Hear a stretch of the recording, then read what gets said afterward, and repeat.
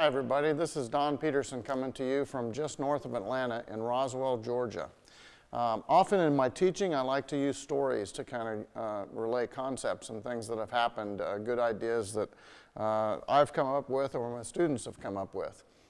Years ago I taught an old Atlanta Braves pitcher. I've been fortunate to teach several of the Atlanta Braves over the years, and this one was retired at the time. His name was Pat Jarvis, and he was a pitcher.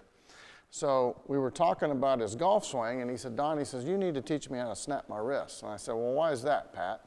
And he says, well, I slice the ball all the time. I just can't get my hands through, can't get that club head through. And I said, well, Pat, I said, you don't really need to snap your wrists. And he says, well, you don't. He says, well, how do you get any club head speed? And I said, well, Pat, I said, do you snap your wrists when you throw a fastball? And he goes, oh, hell no. You snap your wrist on a curveball. And I said, what do you do on a fastball? And he says, you kind of dangle his arm. He says, you let your wrist go limp. And I said, well, that's kind of what you should be doing in golf. And I said, you wrap your fingers around. If you get a proper grip, and that's what the secret is, if you want to get the club face square, you're going to have a proper grip and a proper shoulder turn. So there's some other aspects that you need to make sure that you're doing along with this. But if you get your hands and wrists relaxed, you can generate a lot more club head speed. You look at some of those baseball pitchers, and they lean over sometimes and they'll dangle their arm right before they're getting ready to throw the pitch.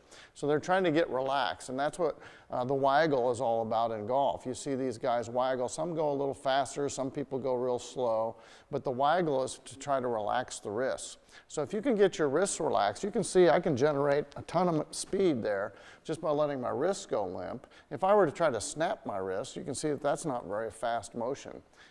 So what you're trying to do, get your hands on there, wrap your fingers around, do a little bit of waggling right here in front of you to try to feel the face of the club open and close. And like I said, check out some books. If you get your ulna bone in the correct position, your lead thumb should go just down the right side if you're a right-handed golfer, and just down the left side if you're a left-handed golfer. So make sure you get your hands on there right. But once you do that, let your wrists kind of go limp, and you'll feel like the club is swinging you almost.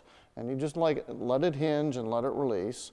And then you can put both hands on, and you should feel like you're getting this real relaxed cocking or hinging motion here. And you'll get so much more club head speed down there at the bottom. I can't even tell you how much more free the club feels and how fast it flips and turns over and how fast it goes through impact. So loosen up, relax.